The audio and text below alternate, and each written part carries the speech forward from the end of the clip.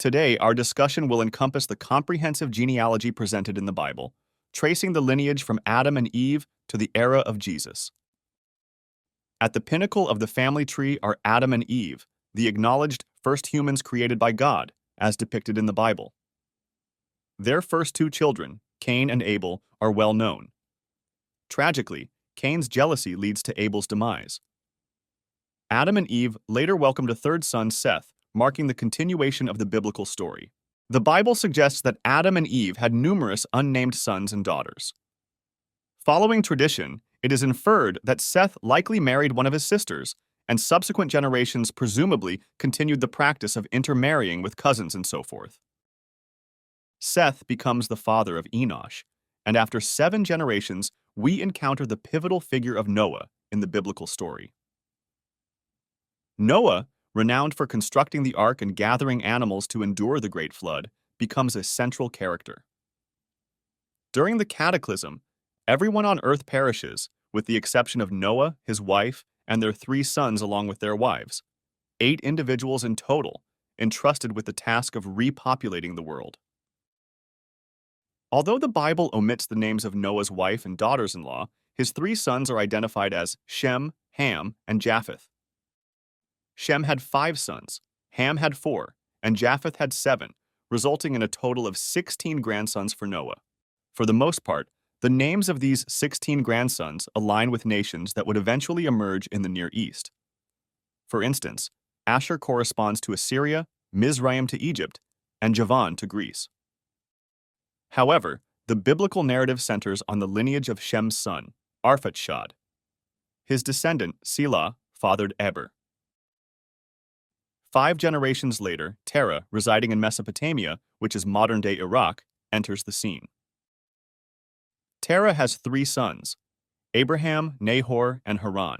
Haran passes away in Mesopotamia, prompting the remaining family, including Haran's son Lot, to migrate to the land of Canaan, God's promised land for Abraham and his descendants, corresponding essentially to present-day Israel and Palestine.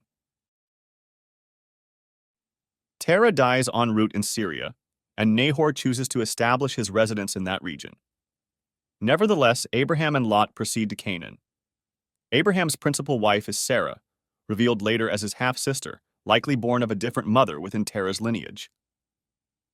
Struggling with infertility, Sarah encourages Abraham to wed her servant Hagar, resulting in the birth of Ishmael.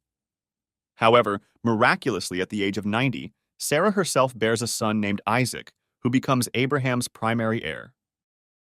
Following Sarah's passing, Abraham enters a third marriage with Keturah, and they have several sons, including Midian. Isaac, marrying Rebekah, the granddaughter of Nahor, and thus his first cousin once removed, fathers 2 sons, Jacob and Esau. Jacob, later known as Israel, emerges as the progenitor of the Israelites. This familial lineage, Abraham, Isaac, and Jacob, is collectively recognized as the trio of patriarchs or fathers. Before delving into the Israelites, let's explore some other groups in the Bible with distant ties to them. Once the kingdoms of Israel and Judah are established, their closest neighbors include the realms of Moab, Ammon, and Edom. The Moabites and Ammonites trace their ancestry back to Lot, while the Edomites are descendants of Esau.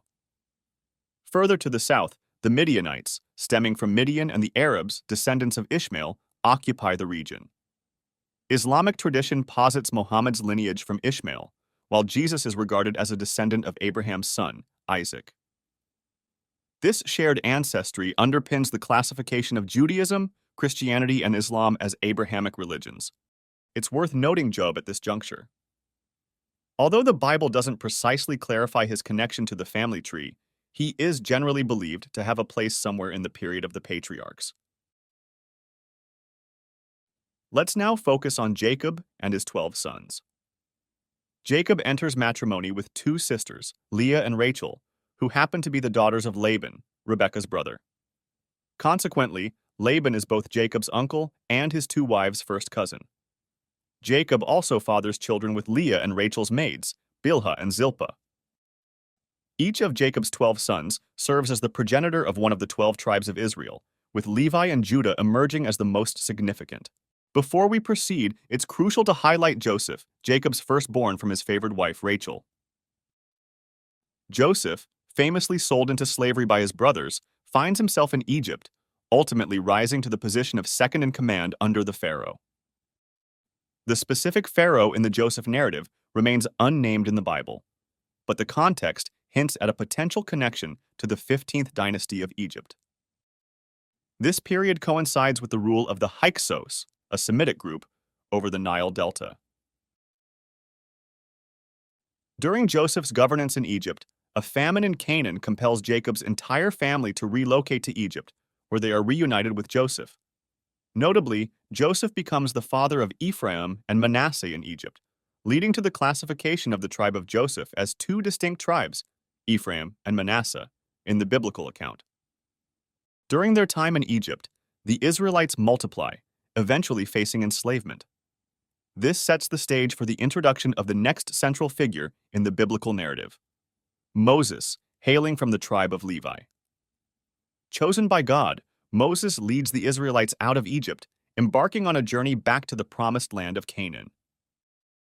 Assisted by his brother Aaron, who assumes the role of the first Israelite high priest, Moses orchestrates the Exodus, a pivotal event in which the Israelites escape from Egypt. This narrative encompasses renowned occurrences such as the parting of the Red Sea and the reception of the Ten Commandments from God. Once more, the Bible omits the name of the pharaoh involved in the Exodus, leaving scholars to consider Thutmose III or Rameses II as the most probable candidates, depending on whether one adheres strictly to the timeline or takes contextual cues into account. Following their escape, the Israelites endure 40 years of wandering in the desert, during which Moses passes away. Joshua, from the tribe of Ephraim, assumes leadership and guides the Israelites into the land of Canaan. There, they conquer the indigenous people, and the territory is divided among the 12 tribes. Initially, each tribe governs itself, with judges emerging periodically to lead coalitions when necessary. Among the renowned judges of this era are Gideon, Deborah, and Samson. During this period, the Israelites express a desire for a monarch, leading to the anointing of Saul from the tribe of Benjamin as king by the prophet leader Samuel, who hails from the tribe of Levi. It's noteworthy that, akin to Moses, Samuel is referred to as a prophet, a figure who receives divine messages and conveys them to the people. Saul becomes the inaugural king of the Israelites, but God becomes dissatisfied with him. Subsequently, Samuel is instructed to clandestinely anoint David, a boy from the tribe of Judah, as Saul's successor. In his youth, David serves as a musician in Saul's court and gains popularity among the people for his courageous feat in slaying the giant Goliath. In due course, Saul becomes envious, prompting David to seek refuge in hiding. Despite maintaining a close friendship with Saul's son, Jonathan, and entering into marriage with Saul's daughter, Michal, David faces the necessity of concealing himself. Eventually, both Saul and Jonathan perish in battle, and David ascends to the throne. Initially reigning over his own tribe, David's rule expands when Saul's son, Ishbosheth, becomes king over the rest of Israel. However, David ultimately triumphs over Ishbosheth, consolidating his kingship over all 12 tribes. Designating Jerusalem as his capital, David's reign is marred by a notorious incident where he succumbs to desire for a woman named Bathsheba, orchestrating her husband's demise to marry her. Through this union, a son named Solomon is born, destined to become the subsequent king. Before progressing further, it's noteworthy to mention that the Bible dedicates an entire book to one of David's great-grandmothers, Ruth. Originally from the kingdom of Moab, she stands out as one of the 4 women cited in the Gospel of Matthew as an ancestor of Jesus. As per the biblical account, Solomon's reign spans 40 years, and he is revered as the wisest individual in history. Credited with composing a significant portion of the book of Proverbs, Solomon stands in contrast to his father David, who is acknowledged for many psalms. Of paramount importance, Solomon is attributed to the construction of the inaugural temple in Jerusalem, initiating the project in the 4th year of his reign and completing it 36 years before his death. Keep the number 36 in mind, as we will revisit it shortly. Following Solomon's demise, Israel undergoes a division into 2 distinct kingdoms. His son Rehoboam assumes the rule over the southern kingdom of Judah, while Jeroboam, hailing from the tribe of Ephraim, governs the northern kingdom of Israel. It's worth noting that from this point onward in the chronology, most individuals on the timeline are associated with specific dates on the chart. These dates provided are not birth and death dates. Rather, they indicate the periods during which kings reigned or priests served. Take note of the year 930 BC, which marks the commencement of the reigns of both Rehoboam and Jeroboam. This specific year is a crucial anchor point in biblical chronology, widely agreed upon by scholars, both religious and secular alike. The significance lies in the fact that, from this juncture onward, the dates on the timeline, along with numerous individuals, can be cross-verified using sources from both within and outside the Bible. For instance, in 1 Kings chapter 14, there is mention of an Egyptian pharaoh named Shishak who rules concurrently with Rehoboam and Jeroboam. Egyptian records confirm the existence of a pharaoh named Shoshenq, aligning with the biblical time frame, as he reigned from 943 to 922 BC, a corroborated historical match. Now let's delve into the left side of the chart, focusing on the timeline. The year 930 BC marks the start of the section denoted as historical dates, a date universally accepted. Above this, we've incorporated speculative dates labeled as Christian literalist dates, intended for individuals interpreting the Bible literally or seeking internal biblical references for event timelines. Recall the number 36? Counting back 36 years from 930, we arrive at 966 BC, the presumed commencement year for Solomon's temple construction. Further calculations can be made by referencing specific biblical numbers. For instance, 1 Kings 6 verse 1 mentions that Solomon initiated temple construction 480 years after the Exodus. Taking this literally places the Exodus in 1446 BC. Exodus 12 verse 40 notes, "The Israelites spent exactly 430 years in Egypt. Considering Jacob's age at the time of their descent to Egypt, 130 years in Genesis 47 verse 9, Jacob's birth is dated to 2006 BC. Since Isaac was 60 when he fathered Jacob, and Abraham was 100 when he had Isaac, Abraham's birth is estimated at 2166 BC. Progressing on to Genesis 11 numbers, we infer that Abraham was born 292 years after the flood. Assuming a literal interpretation, the flood would have transpired in 2458 BC. Noah, being 600 at the flood, is born 1056 years after Adam and Eve, yielding a creation date of Adam and Eve at 4114 BC, according to Genesis 5. Interesting, right? Christian literalists may vary slightly in their dating methodologies, resulting in some discrepancies. However, as a broad generalization, interpreting the Bible literally tends to place the estimated date of creation around 4000 BC. Let's get back to Rehoboam and Jeroboam, tracing the lineage down the family tree, starting with the northern kingdom of Israel. According to the Bible, Jeroboam is succeeded by his son, Nadab, but a shift occurs when a usurper named Baasha takes over, succeeded by his son Elah. The stability further wanes as Elah is assassinated by Zimri, only for Zimri to be overthrown by Omri.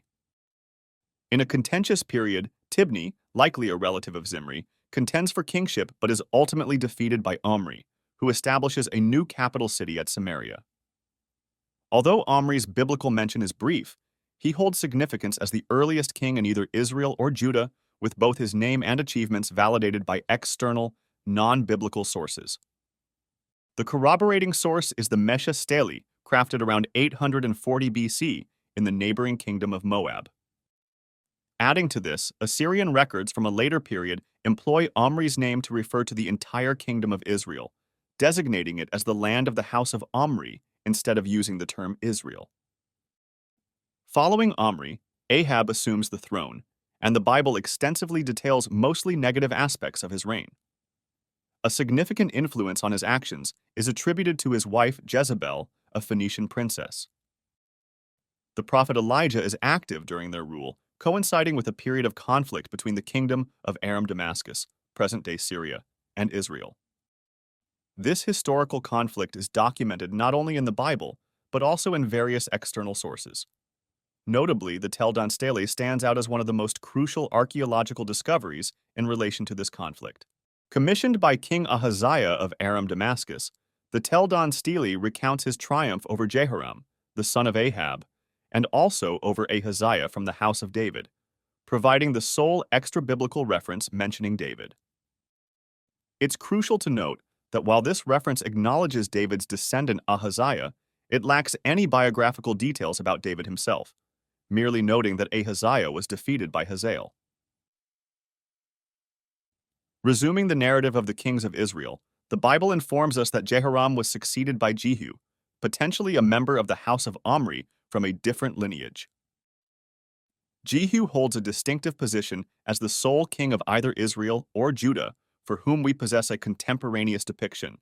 An Assyrian record known as the Black Obelisk portrays him bowing down to Shalmaneser III. This suggests that Israel became an Assyrian vassal, likely in exchange for assistance against Hazael. Jehu is succeeded by 4 of his descendants before the decline sets in. A series of 5 final rulers leads to the complete destruction of Samaria in 722 BC by the Assyrians. According to the Bible, King Shalmaneser V accomplishes this conquest. The text also references a king So of Egypt around the same period, likely Osirkon IV, the last pharaoh of the 22nd dynasty, who rules just before the ascendancy of the Cushite pharaohs. Let's revisit the kings of Judah, recognizing that unlike the northern kingdom, the southern kingdom remains under the continuous rule of a single dynasty, the House of David. Although there is at least one intermarriage with the house of Omri, as evidenced by Rehoboam's great-grandson Jehoram, who weds Athaliah, the daughter of King Ahab. Following the deaths of Jehoram and their son Ahaziah, Athaliah seizes the throne of Judah, eliminating all other contenders. Nevertheless, Ahaziah's infant son, Joash, is rescued and concealed until he reaches the age of 7. Assisted by the high priest, a plot unfolds to overthrow Athaliah, culminating in Joash ascending to the throne and thus preserving the house of David from extinction. 5 generations later, Hezekiah emerges as one of the pivotal kings of Judah. His reign occurs shortly after the fall of Samaria, exposing Judah to the threat of the Assyrians. During this period, Sennacherib rules as the king of Assyria, but his attempts to conquer Judah falter, influenced in part by the rise of the formidable pharaoh Taharka in Egypt, mentioned in the Bible as Tirhaka, the king of Cush. Hezekiah's strategic planning, coupled with the fortuitous geopolitical developments, contributes to the resistance against Assyria. The Bible notes Hezekiah's initiatives, including the construction of new walls and an underground water tunnel into Jerusalem. Archaeological discoveries validate these historical accounts. Additionally, the prophet Isaiah, a member of the royal family and Hezekiah's father-in-law, plays an active role during this critical period.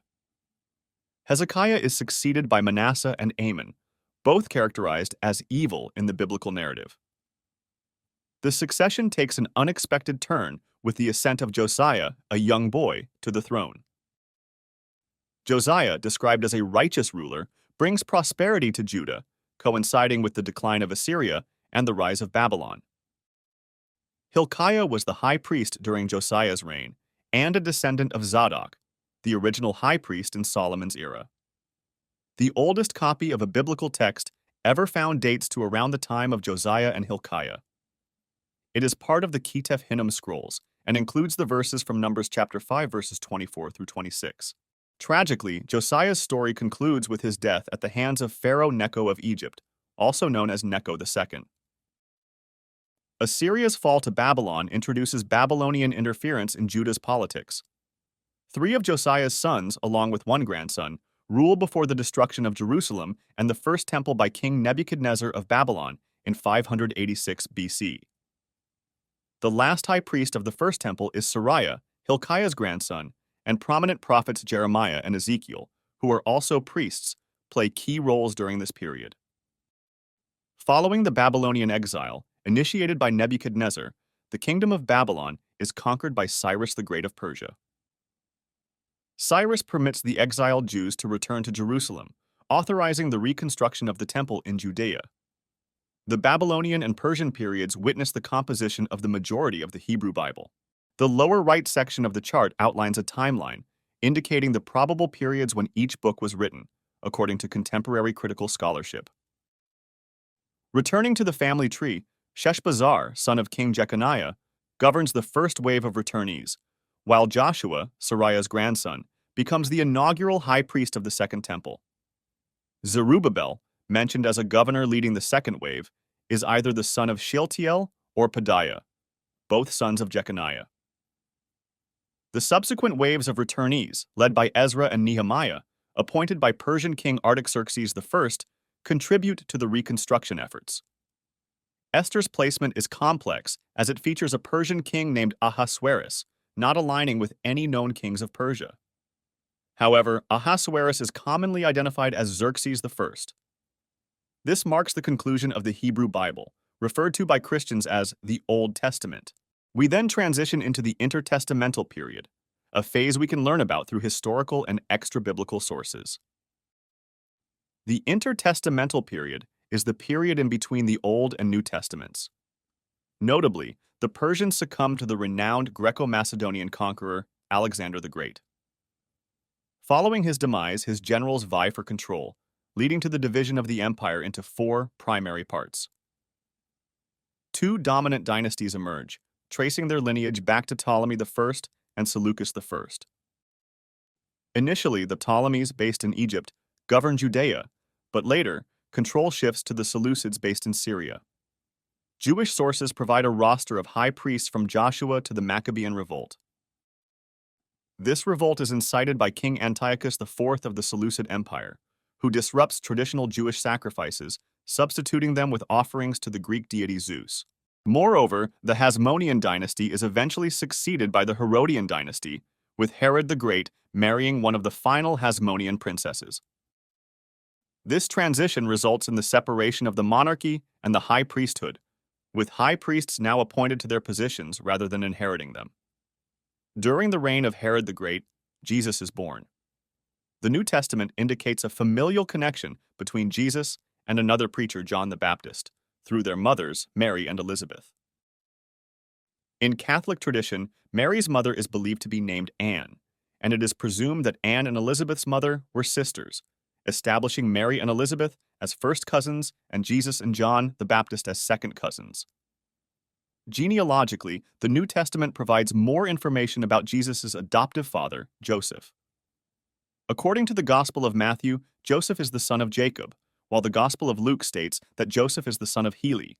Distinct ancestral lines are presented for Jesus in the Gospel of Matthew and the Gospel of Luke, leading many Christians to infer that one line corresponds to Mary's lineage. Typically, Luke's narrative is considered to reflect Mary's ancestry, while Matthew's is seen as based on Joseph's, although some argue for the opposite perspective. In both accounts, Jesus' genealogy traces back to Zerubbabel. Notably, Matthew includes half as many names between Zerubbabel and Jesus compared to Luke, suggesting potential omissions by Matthew, who is known to skip generations in his genealogy, such as Ahaziah, Josh, and Amaziah, jumping directly from Jehoram to Isaiah. This stylistic choice allows Matthew to organize his list into 3 sets of 14 names. Furthermore, Matthew replaces Asa with Asaph and Aman with Amos, likely for stylistic reasons, possibly as nods to the prophetic and literary sections of the Hebrew Bible. Luke, on the contrary, introduces an entirely different set of names between David and Zerubbabel. While Matthew traces Jesus' descent from David through Solomon and the subsequent kings of Judah, Luke presents a lineage from a lesser-known son of David named Nathan, followed by additional unfamiliar names. Additionally, Luke inserts an extra generation between Hezron and Amminadab and another between Arphaxad and Salah. This stylistic decision, akin to Matthew's, may contribute to the coherence of the narratives. Luke's genealogy consists of 77 names, a significant number in biblical symbolism, 7 times 11. Alas, we have examined the comprehensive family tree detailed in the Bible, spanning from the origins with Adam and Eve to the era of Jesus.